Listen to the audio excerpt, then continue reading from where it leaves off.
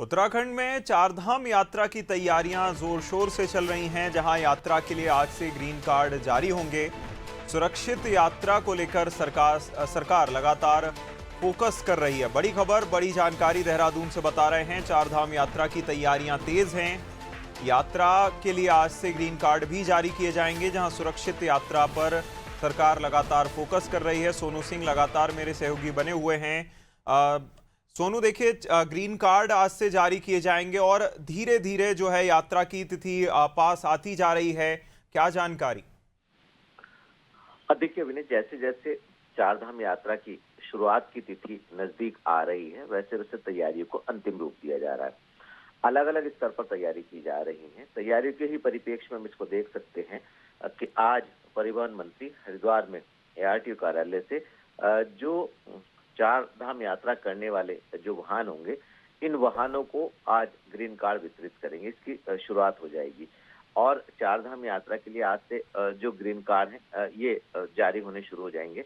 तो ऐसे में जब चार धाम यात्रा करने के लिए बड़ी संख्या में वाहन स्वामी, वाहन चालक यहाँ पहुंचेंगे, तो व्यवस्थाएं चरमराए ना, लिहाजा एक संतुलित व्यवस्था के तहत चार धाम यात्रा का संचालन हो।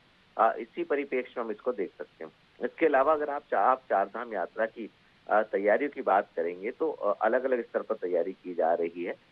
जब से मार्च के शुरुआत में तकरीबन 6 मार्च को ऑनलाइन पंजीकरण की जो व्यवस्था थी, इसकी शुरुआत की गई थी और अभी तक का जो आंकड़ा सामने आया है, श्रद्धालु ऑनलाइन चार धाम यात्रा करने के लिए 10 लाख से ज्यादा श्रद्धालु जो हैं वो अपना पंजीकरण करा चुके हैं। यात्रा शुरू होने से 2 दिन पहले सभी जो श्रद्धालु ऑनलाइन पंजीकरण नहीं करा पाए हैं, ऐसे सभी श्रद्धालुओं को जो है वो ऑफलाइन पंजीकरण की भी सुविधा उपलब्ध कराई जाएगी और ये जो इसके लिए व्यवस्था की गई है 24/7 रहेगी। तो ऐसे में जहां तीर्थ यात्रियों को सुविधाएं उपलब्ध कराने के उद्देश्य से अलग अलग स्तर पर तैयारी की जा रही है, चाहे वो ग्रीन कार्ड जारी करना हो या फिर पंजीकरण से संबंधित व्यवस्थाएं हो। और परिवहन विभाग ये भी प्रयास कर रहा है कि जो चार धाम यात्रा है, इसमें जो सरकार के स्तर से बड़ी संख्या में रोडवेज की बसों का संचालन किया जाता है, उसमें BS6 बसों के जो स्तर है, उस स्तर की बसों का संचालन किया जाए, सुविधा के लिहाज से और सुरक्षा के लिहाज से। तो ऐसे में हम ये कह सकते हैं कि उत्तराखंड की जो चारधाम यात्रा है, इसका क्योंकि 19 अप्रैल से इसकी अक्षय तृतीया के अवसर पर शुरुआत हो रही है।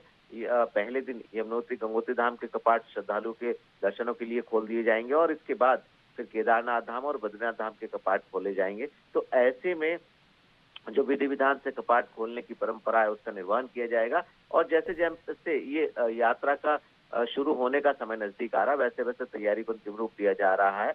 आज परिवहन मंत्री जो हैं वो ग्रीन कार्ड जारी करेंगे। अभिनय, बिल्कुल, कहीं ना कहीं तैयारियां अंतिम चरण में, अगर हम कहें तो गलत नहीं होगा, लेकिन अभी भी जो है सरकार लगातार फोकस कर रही है कि किस तरह से लोगों की सुगम और सुरक्षित यात्रा हो।